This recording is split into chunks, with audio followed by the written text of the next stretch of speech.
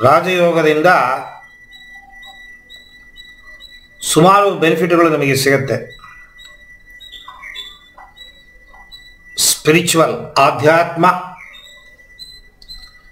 ದೈಹಿಕ, ಮಾನಸಿಕ, ಆಧ್ಯಾತ್ಮ, ಸಾಮಾಜಿಕ,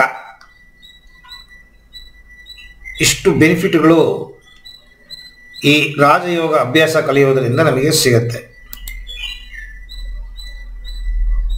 ದೈಹಿಕ, ನಿಮ್ಮ ಆರೋಗ್ಯ ಕಾಪಾಡುತ್ತೆ. ರೋಗ ನಿರೋಧಕ ಶಕ್ತಿ ಇಂಪ್ರೂವ್ ಆಗುತ್ತೆ. ಇಲ್ಲಿ ನಾನು ಈ ಕೊರೋನಾ ಬಂದಾಗ ಅದರ ಹಿಂದೆ 6-7 ಇಯರ್ಸ್ ಬ್ಯಾಕ್ ವೃದ್ಧಾಶ್ರಮ ನಡೆಸ್ತಿದ್ದೆ. ಯಾವಾಗಲೂ ಅಲ್ಲೇ ಇರುವೆ ನಾನು. ಈ ಕೊರೋನಾ ಬಂದಾಗ ಎಲ್ರಿಗೂ ಏನು ತಾಪತ್ರಯ ಆಯಿತು ಅಂತ ನಿಮಗೆ ಗೊತ್ತಿದೆ. ಆವಾಗ ಆಶ್ರಮಕ್ಕೆ ಕರೆಸಿ ಚೆಕಪ್ ಮಾಡಿಸಿದೆ. ಅಲ್ಲಿರೋರಲ್ಲಿ 100ಕ್ಕೂ 100 ಪ್ರತಿಯೊಬ್ಬರಿಗೂ ಕೂಡ ಕೊರೋನಾ ಅಟ್ಯಾಕ್ ಆಗಿತ್ತು, ಪಾಸಿಟಿವ್. ಅವರ ಜೊತೆಗೆ ಯಾವಾಗಲೂ ಇರೋ ನನಗೆ ಪಾಸಿಟಿವ್ ಬರಲಿಲ್ಲ. ಫಸ್ಟ್ ವೇವು ಅಷ್ಟೇ, ಸೆಕೆಂಡ್ ವೇವಲ್ಲೂ ಅಷ್ಟೇ. ಸುತ್ತಮುತ್ತ ನನ್ನ ಜೊತೆಗಿದ್ದವ್ರಿಗೆಲ್ಲ ಕೊರೋನಾ ಪಾಸಿಟಿವ್ ಬಂತು. ಇದು ಒಂದು ಕಡೆ ಹೆಮ್ಮೆಯಾಗಿ ಹೇಳಬಹುದು. ಮತ್ತೆ ಇನ್ನೊಂದು ಕಡೆ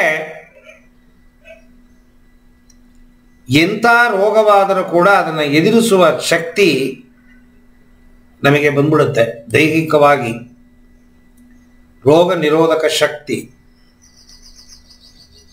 ಆಮೇಲೆ ಏನೋ ಸರಿಯಾಯಿತು ಬಿಡಿ, ಎಲ್ರಿಗೂ ಅದು ಬೇರೆ ಲೆಕ್ಕ. ಹೇಳ್ತೀನಿ ನಾನು, ಯೋಗಾಭ್ಯಾಸ ಯಾರು ಮಾಡ್ತಾರೆ ಅವರಿಗೆ ಸಾಧಾರಣ ದೈಹಿಕವಾಗಿ ಏನು ತೊಂದರೆ ಇದ್ರೂ ಕೂಡ ಅದನ್ನು ಎದುರಿಸುವ ಶಕ್ತಿ ಬಂದ್ಬಿಡುತ್ತೆ.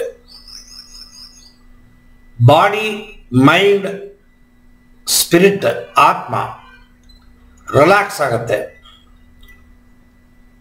ಮನಸ್ಸು, ದೇಹ, ಆತ್ಮ ಈ ಮೂರನ್ನು ಒಕ್ಕೂಡಿಸುವ ಟ್ಯಾಲೆಂಟು ನಮಗೆ ಬಂದ್ಬಿಡುತ್ತೆ. ನಮ್ಮ ಆಟಿಟ್ಯೂಡ್, ಬಿಹೇವಿಯರ್ ಸಿಚುವೇಶನ್ಗೆ ತಕ್ಕಂತೆ ಬದಲಾವಣೆ ಆಗುತ್ತೆ. ಪಾಸಿಟಿವ್ ಥಾಟ್ಸ್ ನಿಮ್ಮಲ್ಲಿ ಹುಟ್ಟುತ್ತೆ. ಬೇರೆಯವರ ಬಗ್ಗೆ ನಕಾರಾತ್ಮಕ ಆಲೋಚನೆ ಹೊರಟೋಗುತ್ತೆ. ಕೆಟ್ಟದ್ದನ್ನು ಕೂಡ ಒಳ್ಳೆಯದಾಗಿ ನೋಡುವ ಮನಸ್ಸು ನಿಮಗೆ ಬಂದ್ಬಿಡುತ್ತೆ. ಹೈಯರ್ ಎಸ್ಟೀಮ್, ನಿಮ್ಮ ಬಗ್ಗೆ ನಿಮಗೆ ಅತಿ ಉನ್ನತ ಹೇಳೋದು ಅಭಿಪ್ರಾಯ, ಎತ್ತಿದ ಕೆಲಸವನ್ನು ಸಾಧನೆ ಮಾಡುವ ಮನೋಧೈರ್ಯ, ನೆನಪಿನ ಶಕ್ತಿ ಮತ್ತು ಏಕಾಗ್ರತೆ ಅತಿ ಹೆಚ್ಚು ಪ್ರಮಾಣದಲ್ಲಿ ಇಂಪ್ರೂವ್ ಆಗುತ್ತೆ. ಲೋಕವನ್ನು ನೋಡುವ ರೀತಿಯೇ ಬೇರೆ ಥರ ಇರುತ್ತೆ. ನಿಮ್ಮ ಮನೆಯವರು ಮತ್ತೆ ನಿಮ್ಮ ಸಮಾಜದಲ್ಲಿ ಯಾರ ಜೊತೆಗೆ ನೀವು ಇರ್ತೀರಿ ಅವರ ಬಿಹೇವಿಯರ್ಗೂ ನಿಮ್ಮ ಬಿಹೇವಿಯರ್ಗೂ ತುಂಬ ಚೇಂಜ್ ಇರುತ್ತೆ.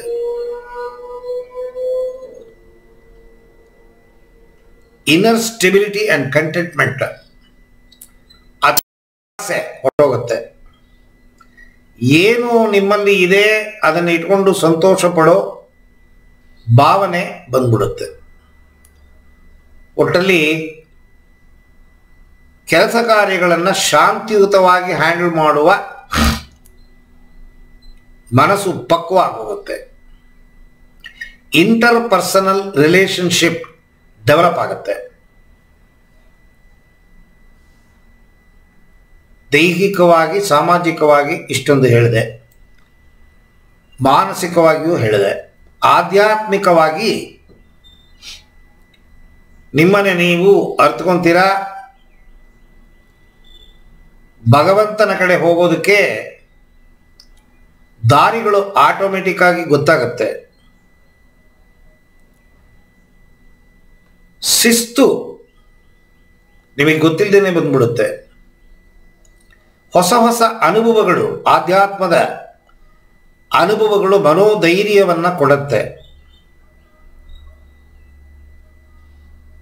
ಪ್ರತಿಯೊಬ್ಬರನ್ನು ಪ್ರೀತಿ ಮಾಡುವ ಮನೋಭಾವ ನಿಮಗೆ ಬಂದ್ಬಿಡುತ್ತೆ.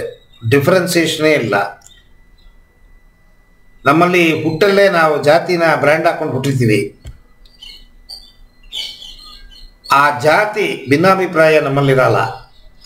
ಇವ್ರ ಮೇಲ್ಜಾತಿ, ಇವ್ರ ಕಳಜಾತಿ, ಅವ್ರ ಮನೇಲಿ ಊಟ ಮಾಡಬಾರ್ದು, ಇವ್ರ ಮನೇಲಿ ನೀರು ಕುಡಿಬಾರ್ದು, ಹೊಟ್ಟೋಗುತ್ತೆ. ಪ್ರತಿಯೊಬ್ಬರನ್ನು ಒಂದೇ ಥರ ನೋಡುವ ಮನೋಭಾವನೆ ಬರುತ್ತೆ ನಿಮಗೆ. ಇದು ಮನುಷ್ಯನಿಗೆ ಇವುಗಳೆಲ್ಲ ಬೇಕು, ಇವುಗಳೆಲ್ಲ ಇಲ್ಲ. ನೀವು ಭಗವಂತನ ಪಡಿತೀರೋ ಇಲ್ಲವೋ, ಈ ಅಭ್ಯಾಸವನ್ನು ನೀವು ಶುರು ಮಾಡಿದಾಗ ನಿಮ್ಮಲ್ಲಿ ಗೊತ್ತಿಲ್ಲದೇನೆ ಬದಲಾವಣೆ ಆಗುವುದು ಶುರು ಆಗುತ್ತೆ. ನಾನು ಸಿಗರೆಟ್ ಕಂಪನಿಯಲ್ಲಿ ಕೆಲಸ ಮಾಡ್ತಿದ್ದೆ. ನನಗೆ ದೈಹಿಕವಾಗಿ ಮಾನಸಿಕವಾಗಿ ತುಂಬ ತೊಂದರೆಗಳಿದ್ದ ಕಾರಣದಿಂದ, ಸ್ವಾರ್ಥತೆಯಿಂದ, ಯಾರೋ ನನಗೆ ಹೇಳಿದ್ದರಿಂದ ಆಧ್ಯಾತ್ಮವನ್ನು ಅಭ್ಯಾಸ ಮಾಡಲು ಪ್ರಯತ್ನಿಸಿದೆ. 4 ಪ್ಯಾಕೆಟ್ ಸಿಗರೆಟ್ ಹೊಡಿತಿದ್ದೆ ನಾನು. ಸಿಗರೆಟ್ ಕಂಪನಿಯಲ್ಲಿ ಕೆಲಸ ಮಾಡುವಾಗ ಸಿಗರೆಟ್ ಲೆಕ್ಕವೇ ಇಲ್ಲ. ಈ ಅಭ್ಯಾಸವನ್ನು ಪ್ರಾರಂಭ ಮಾಡೋದಕ್ಕೆ ಯಾರೋ ಒಬ್ಬರು ಗುರು ನನಗೆ ಬುದ್ಧಿ ಹೇಳಿದ್ರು. ಸಿಗರೆಟ್ಟು ಸೇದಬೇಡ, ಕಾಫಿ ಟೀ ಕುಡಿಬೇಡ, ಹೊರಗಡೆ ತಿನ್ನಬೇಡ. ಅವ್ರು ಹೇಳಿದ ಬುದ್ಧಿಗಳು ನಿಮಗೆ ಹೇಳ್ತೀನಿ. ಕೆಲವು ಶಿಸ್ತುಗಳನ್ನು ನನಗೆ ಹಾಕಿಕೊಟ್ಟು ಹೀಗೆ ಇರಬೇಕು ಅಂತ. ಆ ಗುರುವಿಗೆ ನಾನು ಮರ್ಯಾದೆ ಕೊಟ್ಟೆ. ಸಾಧಾರಣ 4 ಪ್ಯಾಕೆಟ್ ಸಿಗರೆಟ್ ಹೊಡೆಯುವ ಒಂದು ವ್ಯಕ್ತಿ ಅಟ್ 1 ಸ್ಟ್ರೋಕ್ ಬಿಡಕ್ಕೆ ಸಾಧ್ಯವಿಲ್ಲ. ಈ ವಿಚಾರದ ಮೇಲೆ ನನಗೆ ಎಷ್ಟು ಆಸಕ್ತಿ ಇತ್ತು ಅಂತಂದರೆ, ಬೆಳಗ್ಗೆ ಎದ್ದು ಸಂಕಲ್ಪ ಮಾಡಿದೆ, ಇವತ್ತಿಂದ ನಾನು ಸಿಗರೆಟ್ಟು ಸೇದೋದಿಲ್ಲ, ಕಾಫಿಯನ್ನು ಕುಡಿಯೋದಿಲ್ಲ, ಟೀಯನ್ನು ಮುಟ್ಟೋದಿಲ್ಲ. ಒಂದೇ ದಿನ ಮಾಡಿದ ಮನಸ್ಸು ತಿರುಗಿ ಆ ಕಡೆ ತಿರುಗಿ ನೋಡಲಿಲ್ಲ. ನನ್ನ 33ನೇ ವಯಸ್ಸಲ್ಲಿ ನಾನು ಶುರು ಮಾಡಿದೆ ನನ್ನ ಆಧ್ಯಾತ್ಮದ ಅಭ್ಯಾಸ. ಈಗ 70 ಇಯರ್ಸ್ ಆಯಿತು ನನಗೆ.